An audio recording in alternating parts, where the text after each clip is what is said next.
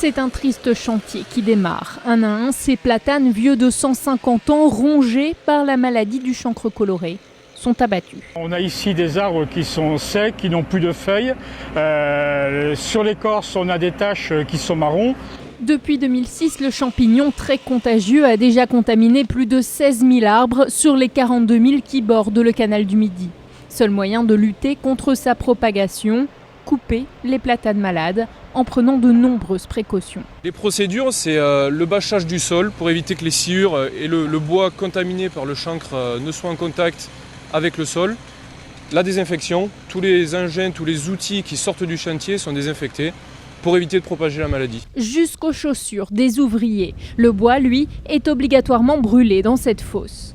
Si le canal est réputé pour sa superbe voûte de feuillage, d'autres essences se reflèteront bientôt sur l'eau, elles aussi. Le but, varier les plantes pour éviter une nouvelle épidémie. On plante du chêne chevelu, on prend des micocouliers, des peupliers blancs, en cohérence d'ailleurs avec les paysages. Par exemple, sur la partie méditerranéenne, on va être beaucoup plus sur des résineux, sur des pins d'Alep, des pins parasols. Il faudra en tout une trentaine d'années pour renouveler les berges. Le projet coûte 200 millions d'euros. Une campagne de mécénat a donc été lancée auprès des particuliers et des entreprises.